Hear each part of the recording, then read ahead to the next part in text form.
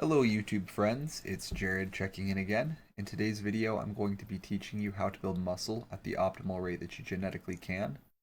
I'll cover how to calculate your own personal caloric needs in order to build muscle, as well as the proper way to use supplementation. And I will even recommend the bodybuilding program that I believe is the most promising in terms of stimulating maximum hypertrophy. Before we get started, please drop this video a like and subscribe so you don't miss out on any of my future content pertaining to building muscle, burning fat, or other aspects of self-development and reaching your full potential in life.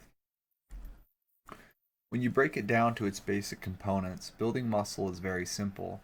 It's not necessarily easy, but the mechanisms that produce muscle growth are quite simple and easy to understand. First and foremost, you must be eating in a caloric surplus. In other words, you need to be taking in more energy in the form of food every day so that your body has more than it needs to meet its basic requirements. When you are in a caloric surplus, your body's natural tendency is to store the excess energy either as fat or as new muscle tissue. This brings us to the only other component required for muscle growth. You must give your body a reason to store that extra energy as muscle instead of fat.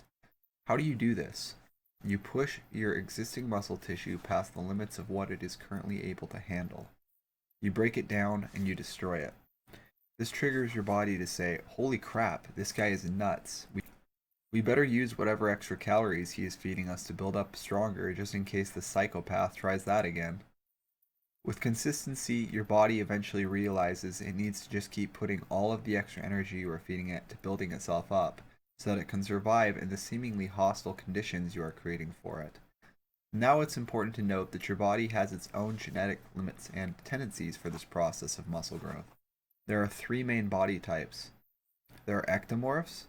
These are the guys or gals who can eat an entire box of pizza in one sitting and still naturally have tiny drumstick arms. If you're an ectomorph, you are going to have a harder time building muscle, but you can still gain 20 to 30 pounds of lean mass in your career as a natural bodybuilder. On the right side, you are likely to have an easier time staying lean while bulking and not having to cut as often as the other two body types. Secondly, there are endomorphs. Endomorphs are people who gain weight by just looking at a donut.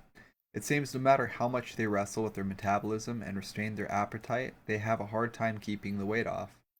For endomorphs, it is hard to build muscle but easy to pack on fat. The third and final body type, the body type everyone is jealous of and hates, is the mesomorph. These people naturally have hard, lean, yet semi-muscular bodies without even having to pick up a pair of dumbbells or watch what they eat. They are more likely genetically oriented to have higher levels of testosterone and therefore have an easier time storing whatever excess calories they eat as new muscle tissues. Yeah, don't worry, I hate them too. I'll be discussing how you should arrange your macronutrients based on your body type here in a minute.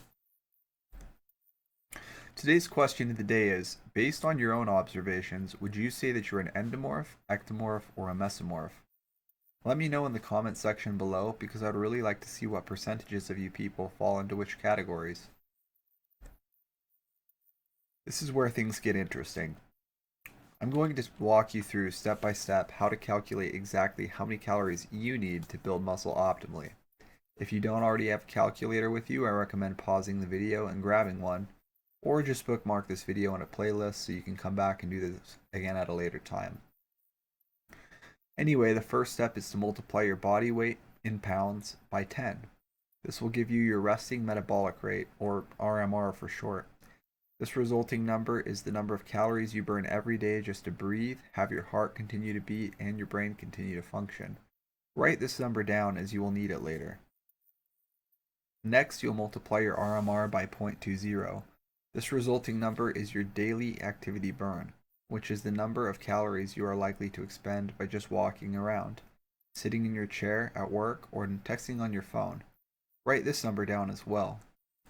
Then you will add your RMR to your daily activity burn and you will get the total number of calories you need just to live healthily on a rest day. The next step is to account for the number of calories you spend on your workouts. If you are doing a typical bro split non-aerobic weightlifting routine, you probably burn about 300 calories in a 1-hour session. If you're doing something more intense like P90X, it's closer to the 600 calorie mark per session. Either way, add this number into your daily total. Now what you are left with at this stage is the number of calories you will need to eat in order to just maintain your current body weight. If your goal is to gain muscle, you should allocate an extra 500 calories to your daily budget to put you in a surplus, so your body has an abundance of fuel to convert to new muscle tissue. If you're an ectomorph, you may eventually need to increase this 500 calorie surplus to upwards of 1,000 additional calories, but 500 is a good starting point. Conversely, if you want to lose body fat, you should cut this number down by 500 to create a deficit, which will force your body to tap into your current body fat stores to make up the difference in energy. So far, so good? Now that we have the number of calories you need to eat to pack on muscle, we need to account for which of the three body types you are in order to decide what your macronutrient ratios should look like. First on the list, if you're an endomorph and are prone to fat gain, you would be best suited eating a 50-30-20 macro ratio. 50% of your calories should be coming from protein, while 30% come from carbs and 20% from fat. I will teach you how to calculate how many grams of each of these spells out in a minute. Next up, if you are a mesomorph, you would experience optimal gains in eating a balanced ratio of 40-40-20. If you are an ectomorph and really struggle to put on any weight at all, you should go for the energy and performance ratios where you get to eat a whopping 60% of your calories from carbohydrates, 20% from protein, and 20% from fat. Again, these are all just starting guidelines. Everyone's body is unique, and you may find you need to tweak these ratios or even cut or increase your calorie allowance as you go. But I would start at this baseline for the cleanest bulk and muscle gains you can get. So in order to calculate how many grams of protein, carbs, and fats you should be eating, you need to know that 1 gram of protein is composed of 4 calories, 1 gram of carbohydrates is also composed of 4 calories, and 1 gram of fat is made up of 9 calories. If your caloric budget, for example, is 2,900 calories per day and you are an endomorph, you would multiply 2,900 by 0.5 to get a total of 1,450 calories that should be coming from protein each day. Then, knowing that 1 gram of protein consists of 4 calories, you would divide 1,450 by 4, which would give you 362.5 grams of protein to be consumed per day. One more example would be if you are a mesomorph and 40% of your 3,200 calorie budget is to come from carbohydrates, you would multiply 3,200 by 0.4 and get 1,280 calories from carbs each day.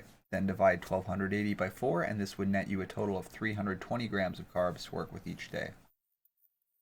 If this is unclear and you need help calculating your macros, just ask in the comment section below and I will do it for you. With the optimal diet for you to follow to build muscle taken care of and out of the way, we can proceed to the next question I always get, which is supplementation. Everyone always asks me what protein powder is the best and what supplements they should take. It's almost like people think supplements are some magic potion, like steroids, that are going to give them insane results that food won't. Let me make this very clear. Food always has been and always will be infinitely more helpful in your quest to build muscle than supplements ever will be. I don't even use a protein powder myself. Supplements should only be used to fill the gaps in your diet that you need in order to make up for what you can't with food. For example, if you are on a tight budget and can't afford 250 grams of quality protein from a wild Alaskan salmon, then eat what you can in salmon and make up the difference with a protein powder. Your health and gains in general would be better if it was all from wild salmon, or liver, or whatever other superfood you could think of. But protein is protein at the end of the day, and it will still get the job done for protein synthesis. If you absolutely must use a supplement to meet your macronutrient needs, then I would advise you to steer clear of protein powders altogether and instead opt for desiccated liver tablets. Why? Because with desiccated liver, you are not only getting a protein supplement, but you're getting a BCAA supplement, as they contain all 9 branched chain amino acids, as well as some non-essential amino acids as well. You're getting loads of vitamin A, vitamin B12, which has been shown to be a very anabolic vitamin, by the way, and you're even getting plenty of creatine in them. It's like you're getting 3 different supplements for the price of one.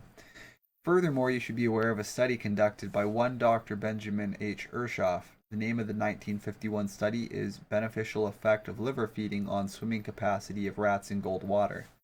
To summarize the study, Dr. Ershoff and his colleagues had 3 groups of rats. For several months before the final test, they fed the first group a standard rat diet. The second group of rats was fed the same diet, but with the addition of vitamin B12 added to their rations. The third group was fed the same diet as the first group, but with the addition of 10% of their diets coming from the desiccated liver. At the end of the feeding and preparation phase, each group of rats was put one by one into their own respective drums of water in which they could not escape.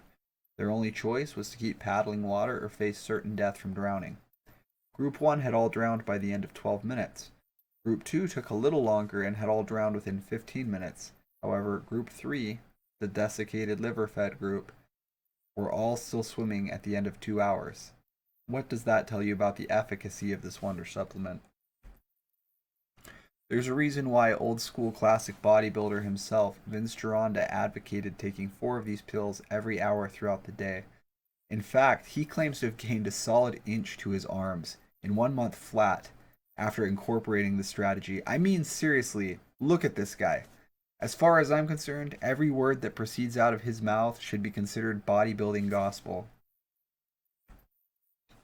Anyways, this video would not be complete without advocating a weightlifting regimen to go along with the diet and supplementation advice. If your primary goal is just hypertrophy, I would go with something like 10x10 German volume training. If your goal is primarily just to get strong, I would go with Bill Starr's 5x5 program.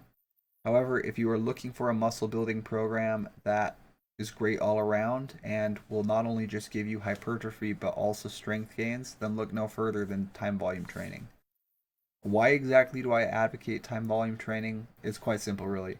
For starters, it builds muscle like clockwork at a rapid speed, even in experienced trainers who are long past their beginner gains and are in their 40s, 50s, 60s, and beyond. It develops a base of real strength that will push the numbers on your max lifts higher and higher without damaging your joints. It won't crush your recovery, destroy your central nervous system, spike your cortisol, or trash your immune system, or even suppress your natural testosterone production like so many other of these extreme regimens do. Time volume training produces workhorse strength for all-day power and endurance that doesn't quit or fade out. It recruits dormant muscle fibers that your body normally can't access and therefore can't grow.